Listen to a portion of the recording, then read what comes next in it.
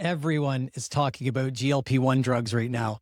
Semaglutide, Tirzepatide, Ozempic, Wegovy, Mounjaro, and in research circles, even newer peptide drugs like retatrutide.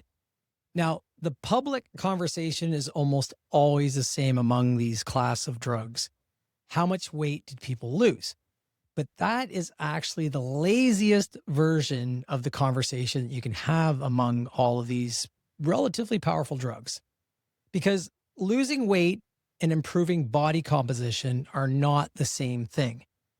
Fat loss is the goal, muscle loss is the complication, and the scale bends them together like they're interchangeable, but they are not. So in this video, I want to break down what the evidence actually shows, what some experts are concerned about, and why others are more reassured. But most importantly, how to use this class of drugs in a way that protects your long-term health instead of just shrinking the number on the scale. And just to be clear, this is not medical advice, and these drugs can be life-changing for the right person. This is about using them intelligently. So what do GLP-1 drugs actually do? Well, very quickly, let's level set here. GLP-1 receptor agonists mimic incretin signaling in the body. This helps regulate appetite, it slows gastric emptying, and it makes it easier for many people to eat less without fighting constant hunger. That's a big deal because for years, people treated obesity as if it were just a willpower problem. These drugs helped expose how biological appetite regulation actually works. And in large trials, they do work. Semaglutide at the obesity dose can produce around 15% body weight loss. Tirzepatide can push even higher in some studies, close to 20%. So yes, these are powerful tools. But here's the part that gets flattened in public conversation. The body does not lose weight, it loses compartments: fat mass, lean mass, water mass. And those are not the same thing biologically, functionally, or metabolically. So when someone says, I lost 30 pounds, the next question should be, what 30 pounds? That is the whole story here. So what does the body composition data actually show us? Now let's get started with this important part, because when researchers started looking beyond the scale into body composition, a pretty consistent pattern showed up. GLP-1 based drugs do seem to preferentially reduce fat mass. That's the good news. And importantly, they also reduce visceral fat, that deeper abdominal fat that surrounds our organs. And this is associated with insulin resistance, cardiometabolic disease, and poor long-term outcomes. That part is an absolute win. But here's the catch. They also reduce absolute lean mass. And across the literature, a reasonable summary is this: a meaningful chunk of total weight loss, often somewhere in the range around 15 to 30%, can come from lean mass. Sometimes around a quarter, sometimes more. Now, that does not mean that these drugs are causing catastrophic muscle wasting in everyone, but it does mean that it's not an all fat loss type scenario. And that matters because the public conversation often acts like every pound lost is equally good, and it is not. Losing fat is not the same thing as losing muscle.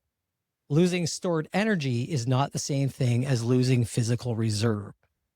And one of the biggest mistakes in medicine, fitness, and social media is pretending that the scale has enough information to tell those apart. It doesn't. The scale is a terrible storyteller.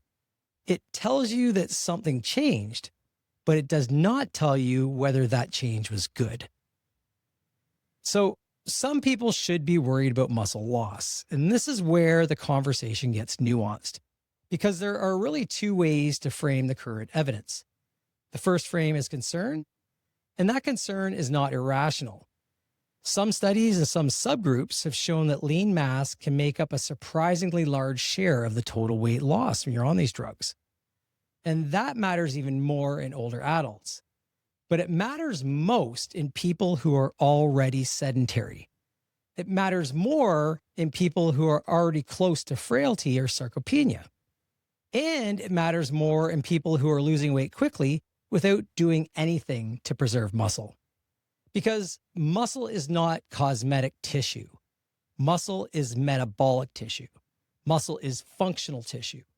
Muscle is what helps you absorb glucose, maintain strength, stay independent, and keep a higher metabolic reserve as you age. So if a person is dropping weight fast, under eating protein, not resistance training, and becoming physically weaker, then yes, that should raise concern. But there's also a second frame, and that one is more reassuring. A lot of experts now argue that some loss of lean mass is expected whenever people lose a substantial amount of body weight, and this is true. In other words, not every drop in lean mass is automatically pathological muscle loss. Some of it may actually be an adaptive part of weight reduction. And in many cases, muscle quality may improve if absolute lean mass comes down somewhat.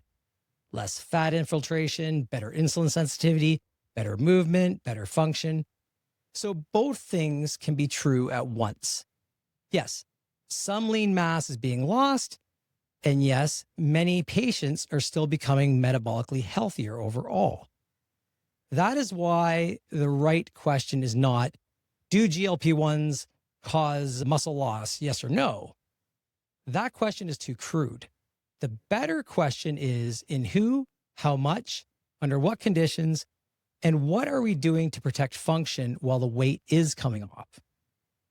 Now, why should anyone care about this distinction? Well, for three reasons. First, metabolic health. Losing visceral fat is hugely beneficial. It improves insulin sensitivity. It improves blood sugar. It often improves blood pressure. It can improve liver fat. It can improve waist circumference. All of these things are real medicine. That is not cosmetic, and that matters. Secondly, muscle is part of longevity. A lot of people still think of muscle as an aesthetic bonus, and it's not. Muscle is one of the major organs of healthy aging. It helps regulate glucose disposal, it supports physical resilience, and it protects function. And the less muscle reserve you have, the less margin you have when life gets hard. Think illness, injury, surgery, aging, stress. And you do not fully appreciate muscle until you really need it. And let me tell you, I know about this having had a kidney transplant. And by then, when you do really need it, you want to really have it, and you want it now. Thirdly, and this is the part that people do not talk about enough, what happens when the drug stops? Because the story does not end when someone reaches their weight goal. In follow-up data, people who stop these medications often regain a large percentage of the weight they lost. And if the initial weight loss phase was careless, meaning muscle was lost and not protected, then the rebound can become a body composition problem, not just a scale problem. Lose weight, lose some muscle, stop the drug, regain mostly fat. Now the weight number looks familiar again, but the physiology under the hood may be actually worse. That's the trap. So you can get lighter without getting healthier. And you can regain weight in a way that leaves you worse off than you were when you started. So let's name the biggest GLP-1 mistake clearly. And it's not taking the drug. It is taking the drug as a scale-only strategy. That is the mistake. If the whole plan is eat less, watch the numbers go down, celebrate, then you are missing the real assignment. The real assignment is this: lose fat, preserve muscle, keep strength, protect function, improve health. And those are not the same thing. A GLP-1 can help create the calorie deficit, but it cannot deadlift for you. It cannot prioritize your protein. It cannot preserve your strength by magic. That part still has to be built. And if it's not built, the scale can reward you for a trade that you never meant to make. Now, the good news is that this is not just a warning video. This is a very practical answer. If someone is using a GLP-1 and wants the best possible long-term outcome, there are three big priorities. One, resistance training is not optional. Resistance training has to move from nice idea to part of the treatment, not punishment, not an afterthought, not an I'll add it later, but part of the treatment. Because if you're losing body mass and giving your body no reason to keep muscle, you should not be surprised when some of that muscle goes with it. Your body responds to demand. If strength is being demanded, muscle is more likely to be preserved. If nothing is being demanded, there's less reason for the body to keep costly tissue around. This is not a moral issue, that's physiology. If you're on a GLP-1 without resistance training, you're running a fat loss program with no muscle protection program. Protein also matters more than people realize, and that's why this is the second priority. A lot of people will get on these drugs, they'll eat much less, which is part of why they work. But when the total food intake falls, protein intake often falls too, and this is a problem. Because in calorie deficit, protein becomes more important, not less. If you want to preserve lean tissue while losing fat, you need to make protein more intentional, not perfect, intentional. This is one of the quiet risks of appetite suppressing medication across the board. People may succeed at eating less while accidentally failing at nourishment, and those are not the same thing. Eating less is not automatically eating better. So the third priority is this: do not judge success only by pounds lost. Track strength, track performance, track energy, track physical function. Track whether you are getting better at living within your body, not just smaller inside your clothes. Because if the only scoreboard is the scale, you can win the wrong game. And that's exactly what some people are doing. So then, who should be most careful? Now, this issue is probably not equally important for everyone. For example, a young person with a high starting body fat percentage, decent protein intake, and a well-structured resistance program may tolerate the body composition shift relatively well.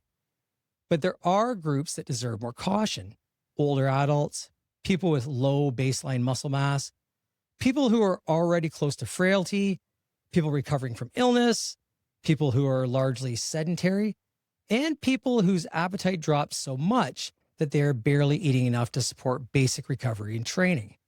For those people, this is not a vanity issue. This is a function issue. This is a resilience issue. And this is a healthy aging issue. So the more vulnerable the person, the less acceptable it is to treat the scale like the entire story. So the real bottom line is, are GLP-1 drugs good or bad for weight loss? And that's actually the wrong framing. They are powerful tools. They can produce meaningful weight loss. Much of that loss is fat, including harmful visceral fat. And that is a major benefit. But some of the loss is going to be lean mass. And whether that turns into a minor trade-off or a major problem depends most on what happens alongside the prescription. That means the right way to use the drugs is not to take injection, eat less, and watch the scale and a story. The right way is to use the drug to reduce appetite and improve adherence and improve lifestyle. Use resistance training to tell the body what to keep. Use protein to support lean tissue. Use performance and function as part of your scoreboard. And think beyond the momentary thrill of a lower number on the scale. Because the goal is not just to become lighter. The goal is to become healthier, stronger, more metabolically resilient, and more capable of aging well. The scale can tell you that you lost weight.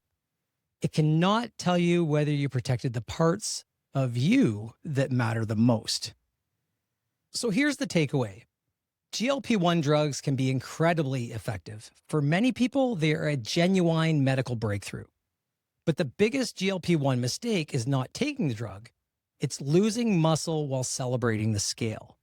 Because fat loss is the win, but muscle loss is the cost.